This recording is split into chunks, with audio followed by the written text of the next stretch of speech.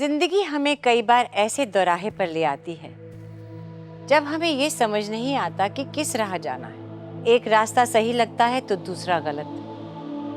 हमें उनमें से किसी एक को चुनना होता है। छत्रसाल के बड़े भाई बलदीवान के सामने भी ऐसे ही दो रास्ते थे। एक तरफ उन्हें अपनी जागीर की प्रजा का ख्याल था तो दूसरी ओर अपने छोटे भाई की फिक्र। बहुत सोचने के बाद भी जब उन्हें कुछ समझ में नहीं आया तो उन्होंने किस्मत के हाथों अपना फैसला छोड़ दिया और कुदरत ने अपना फैसला सुना दिया।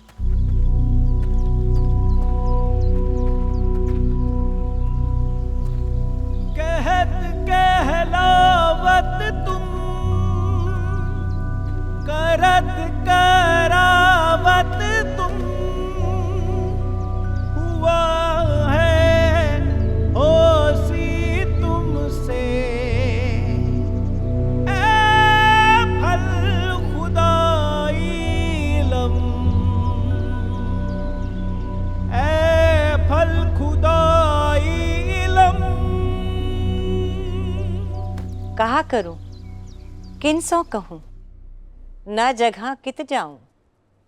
एता भी तुम दृढ़ कर दिया तुम बिना न कित ठाऊं।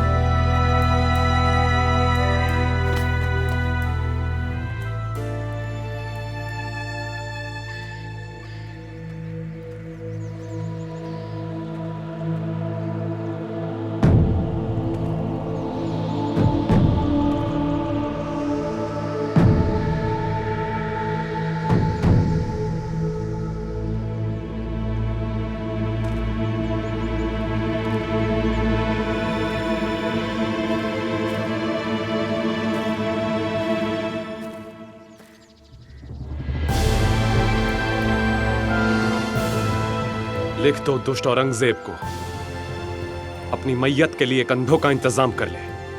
और जिन राजाओं ने तुम्हें धिक्कारा था जाकर कह दो उन्हें कि जिस तरह महाभारत में अर्जुन के साथ भीम खड़ा था आज उसी तरह तुम्हारे साथ भी तुम्हारा भाई खड़ा है।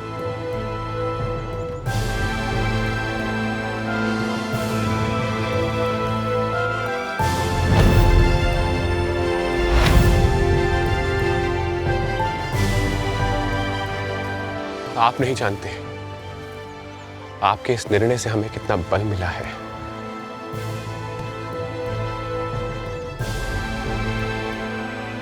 और ये सब इस अलौकिक सिक्के को प्रदान करने वाले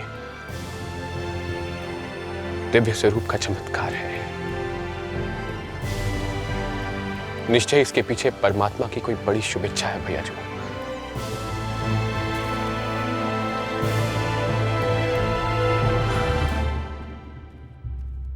तुम्हारा स्वागत है बलदीवान।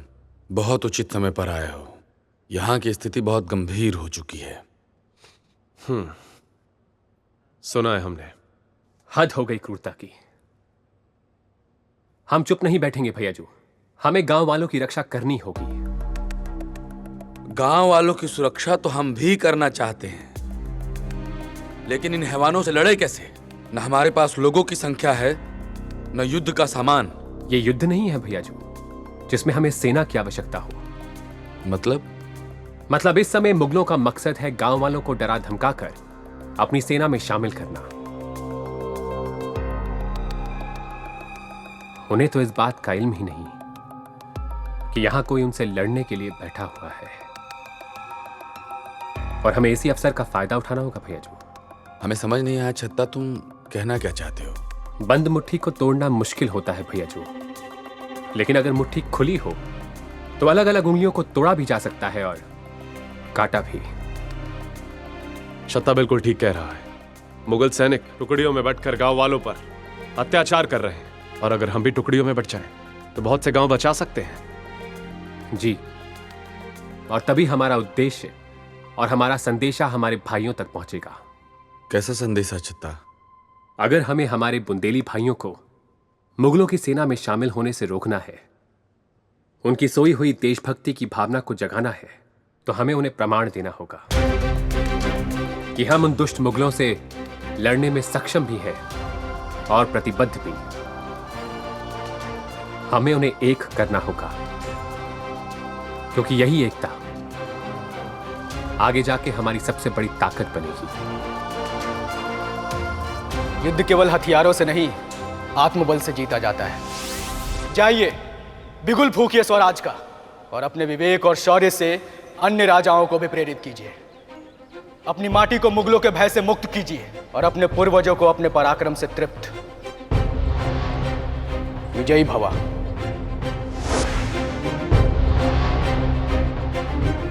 दौलत नहीं तो क्या, हथियार नहीं तो क्या, हमारी दौलत, हमारे हथियार, हमारे लोग हैं जिनमें हमने मुगलों के खिलाफ विद्रोह की तड़प देखी है, और हमें इस चिंगारी को हवा देकर एक प्रचंड ज्वाला का रूप देना है। प्रणाम कुंवर जी। अभी भी खबर आई है दोबरा के पास पालेर गांव में हमला हुआ है। वहां के सारे नौजवानों को बंदी बनाकर ले गए मुगल। वहां से किसी धुरमंगत बख्शी का संदेश आया है आपके नाम।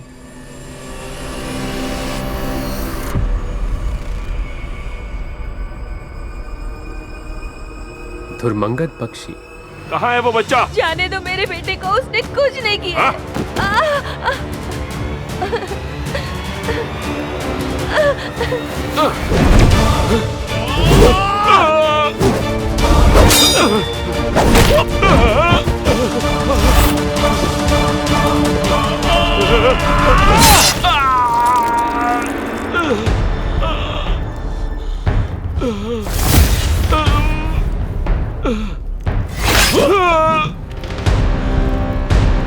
मेरे बेटे की जान बचाने वाले वीर कौन है आप? मैं पलेरा का जागीरदार धुरमंगत बख्शी।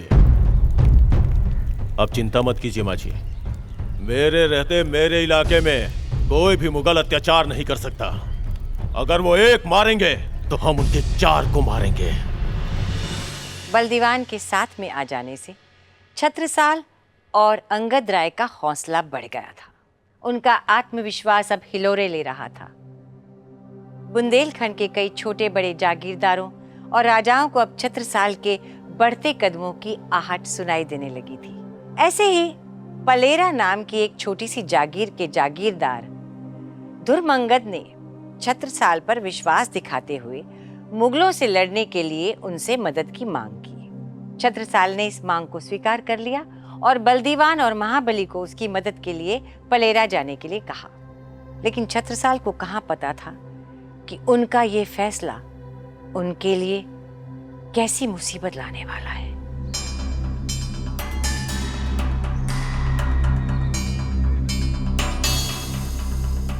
कितने लोग थे? 5? 10? या फिर 20? हाँ?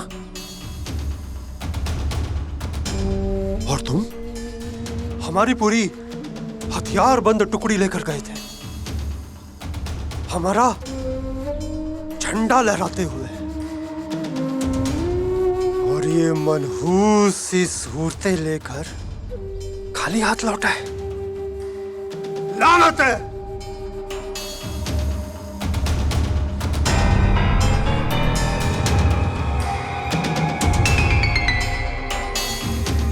हम खुद जाएंगे, उनके इलाके में जाएंगे, देखे तो सही किस चींटी के मर निकल आए हैं। दुर्मंगत बख्शी, ये तो पलेरा का जागीरदार है, जानते हैं हम इसे। दोस्त नहीं कहेंगे, लेकिन इतना जानते हैं कि इसके दिल में भी स्वतंत्रता की ज्वाला उतनी ही प्रबल है जितनी कि हम सब के अंदर। लेकिन लिखा क्या है इसमें? उसने हमें मदद के लिए पुकारा है। उसे अंदेशा है कि जल्द ही मुगल उसके इलाके में हमला करने वाले हैं। पर हमारे कुछ लोग तो पहले से ही टुकड़ियों में अलग अलग गांव के लिए रवाना हो चुके हैं। हम भेजेंगे किसे? हम मदद की पुकार को नजरअंदाज नहीं कर सकते भैयाजू। वैसे पलेरा यहां से दूर नहीं है, तुम कहते हो तो हम जा सकते हैं। और वैसे भी हमारी कुश्ती का तो अभ्यास यहां हो नहीं पाएगा। अब जाएंगे तो 2-4 मुगलों को धोबी पछाड़ देकर ही आएंगे। क्यों भाईजू, है ना छत्ता? ठीक है, तो आज ही आप और महाबली कक्काजू पलेरा के लिए निकल जाइए। हम भी और लोगों को जुटाकर वहां पहुंचते हैं। पर क्या इतनी जल्दी लोग हमसे जुड़ने के लिए तैयार हो जाएंगे? तैयार तो करना पड़ेगा भैयाजू, जितने लोग होंगे उतना अच्छा। फिलहाल जहां तक नजर जाती है वहां तक चलते हैं। वहां पहुंचकर आगे का रास्ता भी जरूर दिख जाएगा। कुमार छत्रसाल को संदेशा तो भिजवा दिया है। आशा है कि वो हमें निराश नहीं करेंगे, लेकिन उनके सहारे आश्रित होकर हम हाथ पे हाथ धरे नहीं बैठ सकते हैं। या तो हम उन मुगलों को मार भगाएंगे या वीर शहीदों में गिने जाएंगे। क्यों साथियों? हमारा अस्तित्व हमारी मातृभूमि के कारण है, और अगर हमारा जीवन हमारी मातृभूमि के काम ना आ पाए तो हमारा जीवन व्यर्थ है। बुंदेलखंड के युवाओं, उठो, जागो और सुनो कि यह धरती तुमसे क्या कह रही है। उठाओ अपने हथियार और कह दो मुगलों से कि अब उनकी दास्तां हमें स्वीकार्य नहीं, कि अब ईंट का जवाब हम पत्थर से देंगे और लहू का जवाब लहू से। हम एकजुट होंगे। हमारी सेना के सभी सैनिक जुझारू सैनिक बनेंगे और अपनी मातृभूमि को आजाद कराएंगे। हर घर से एक बेटा मांगा है उन्होंने, और किसी एक की कुर्बानी से बाकी के परिवार तो सुख शांति से जी सकेंगे ना बेटा। तुम्हारा जोश अपनी जगह ठीक है, और सच्चाई यह है कि हम सब मिलकर भी उन मुगलों का कुछ नहीं बिगाड़ सकते। आज एक बेटा मांगा है, कल घर मांगेंगे, फिर जमीन, और मांगेंगे नहीं, छीन लेंगे। तब क्या करेंगे आप? किससे मांगेंगे रहम की भीख? क्या ये जिंदगी चाहिए आपको अपने और अपने बच्चों के लिए? जिसमें पहले से ही हार तय हो, ऐसी लड़ाई लड़ना मूर्खता है। हम किसान हैं, हल चलाते हैं, और ये हल चलाने वाले हाथ तलवार कैसे उठा सकते हैं? जब हल चलाने के लिए जमीन ही नहीं रहेगी तो क्या करोगे मित्र? हल के लोहे को पिघलाकर अब हथियार बनाने का समय आ गया है मेरे भाई। अगर हल को ही पिघला देंगे तो भीख तो मांगनी पड़ेगी, न खेती होगी न फसल। माफ कीजिएगा कुंवर जी, इस मुहिम में हम आपका साथ नहीं दे पाएंगे।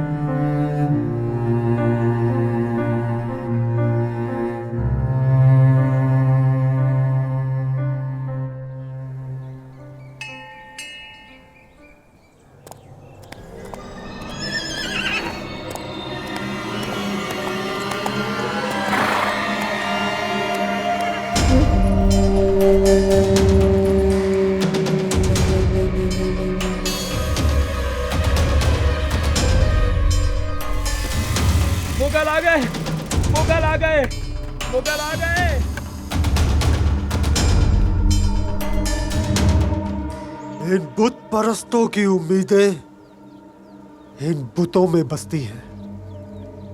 तोड़ दो इन बुतों को और उनकी उम्मीदों को भी। रुक जाओ।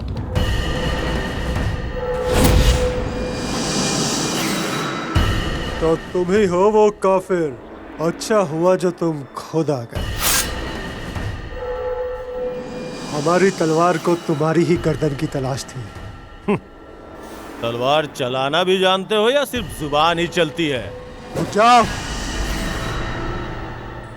इस काफिर के लिए तो हम अकेले ही काफी हैं।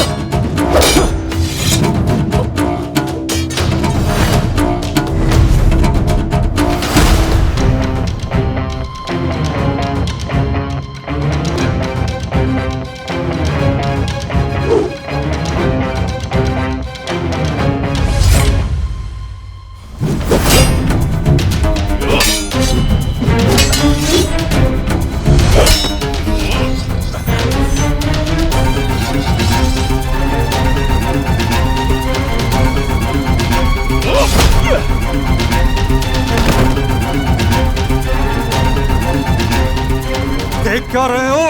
मारो उसे।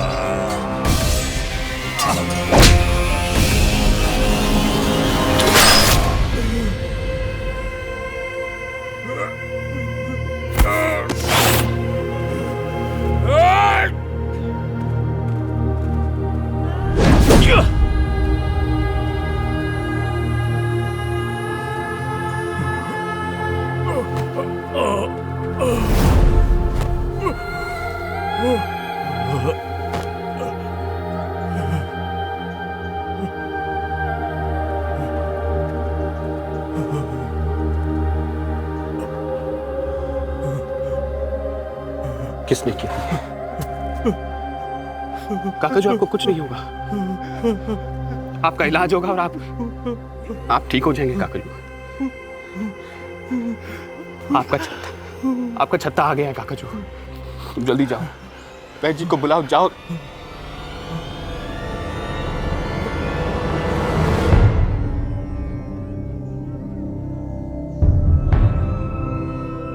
काकाजू, काकाजू, काकाजू।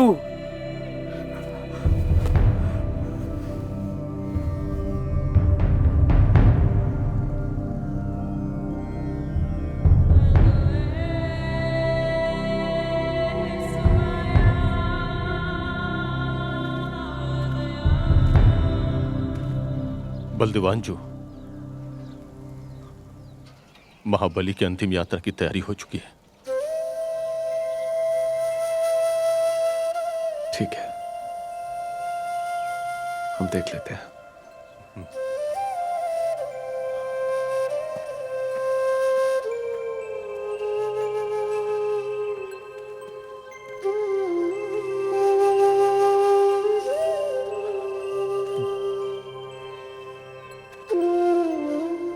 क्षमा करे कुंवर, हमारी वजह से ही महाबली।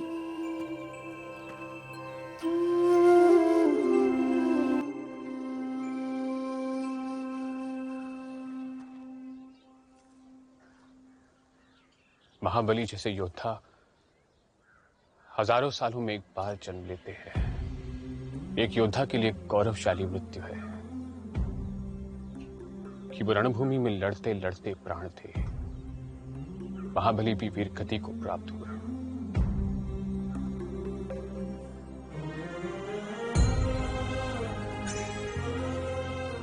हमारे पिता के बाद यदि किसी ने हमें सुरक्षित होने का अनुभव कराया तो वो महाबली थे।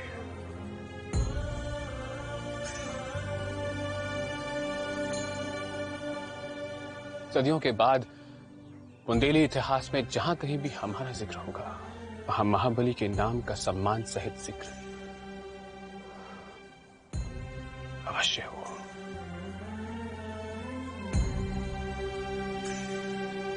छत्रसाल महाबली करियो सबकी भली भली। छत्रसाल महाबली करियो सबकी भली भली। छत्रसाल महाबली करियो सबकी भली भली।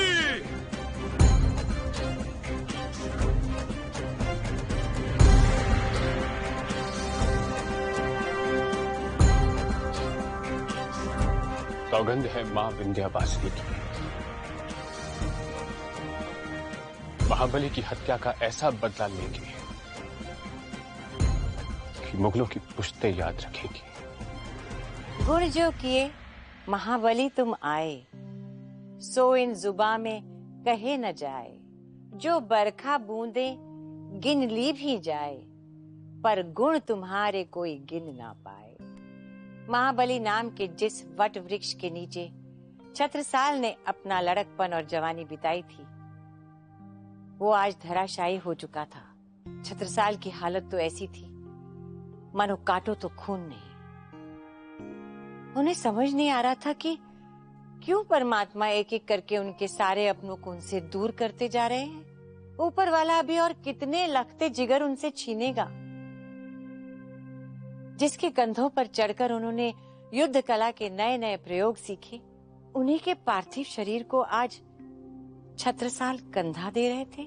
जिस छाती ने ताउम्र छत्रसाल को अपनी निगहबानी में रखा, उसी महाबली की मृत काया को आज उन्हें अपने ही हाथों से आग के हवाले करना पड़ा।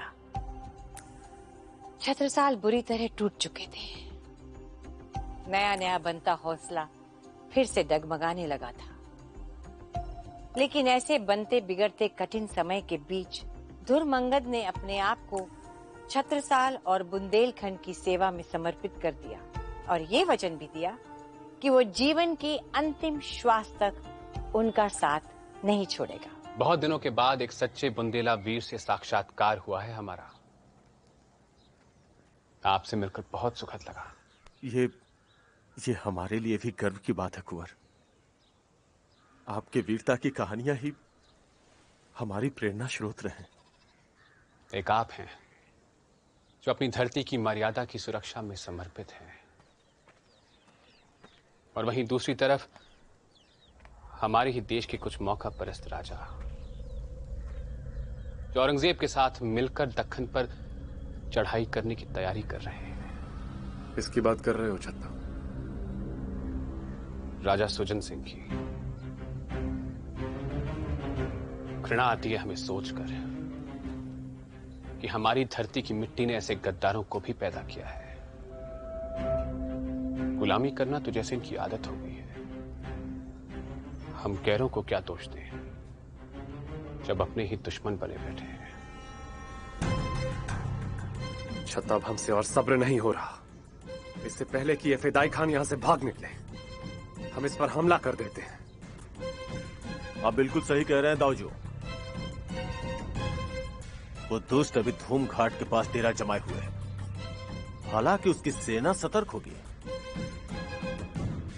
किंतु अगर आप साथ दें तो हम अकस्मात उसके ऊपर हमला करके उसे मौत के घाट उतार सकते हैं।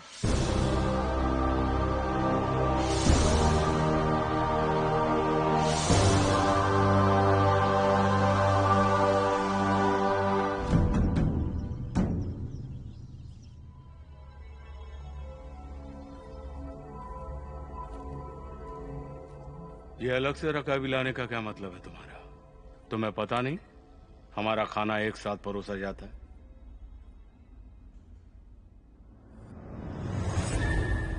ऐसा क्या बनाया खान सामा ने?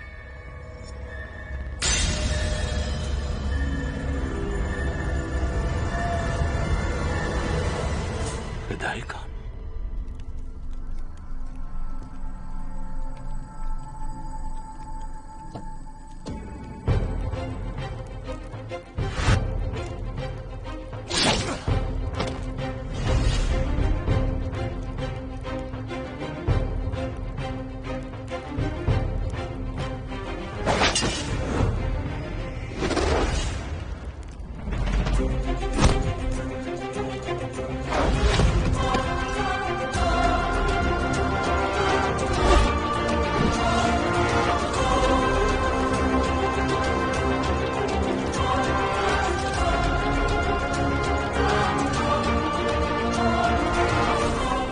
शोर कैसा?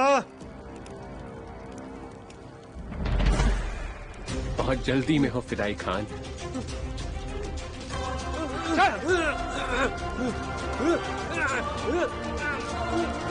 सिपाहियों! सिपाहियों! सिपाहियों!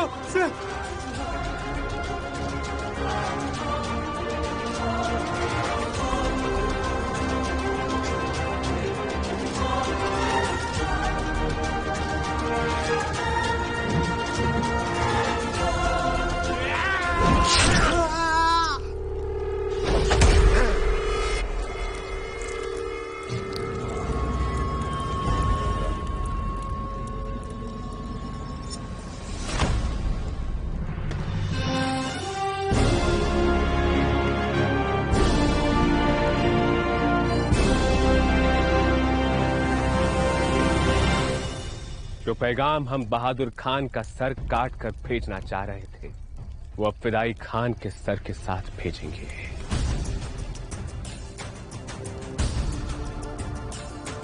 अब दिल्ली तक गूंजेगी बुंदेलों की दहाड़, अब औरंगजेब तक पहुंचेगी हमारी ललकार। जय मां विंध्यवासिनी।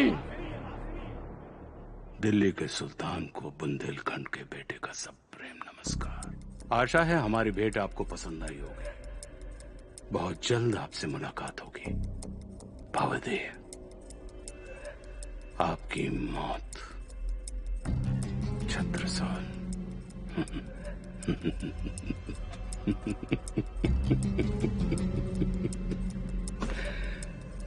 हमारी मौत, हाँ, छत्रसाल। ये नाम हमने कहीं सुना है। कहाँ सुना ये नाम? हुजूर, ये शायद उस चंपत राय का बेटा है। चंपत राय?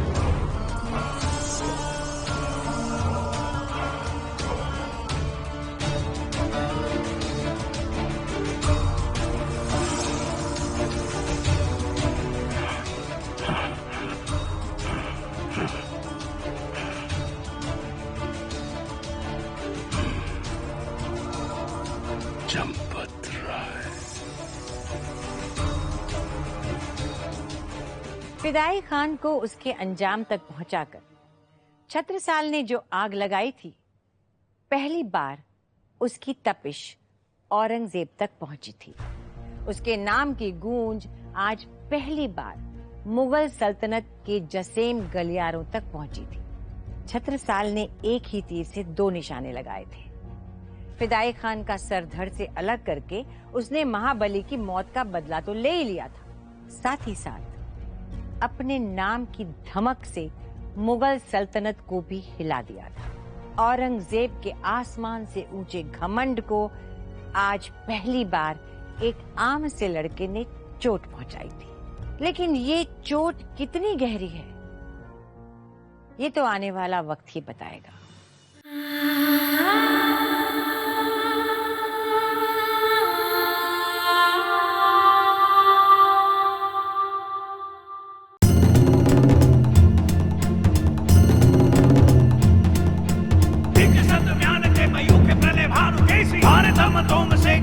के जाल को नागती लपटी कंठ बैरन के नागिन सी रुद्र ही रिझावे दैन मुंडन की कीर्तिमान को पौन क्षिति पौन छत्र साल महाबाहुबली बहानो बखान करो तेरे घरवार को प्रतिभट कटक कटी ले के काटी काटी कालिका सिकी लकी कले उते काल को भूज भूज कैस की वे संगिनी भुजंगिनी सिखे दिखे दिखाती दी हतारुण दलन के अखतर पाखरन बीच धसी जाति वीर मेरी मार जात पर बाह जो चलन के राव चंपती के छत्रसाल महाराज भूषण सके करी बखान को मलन के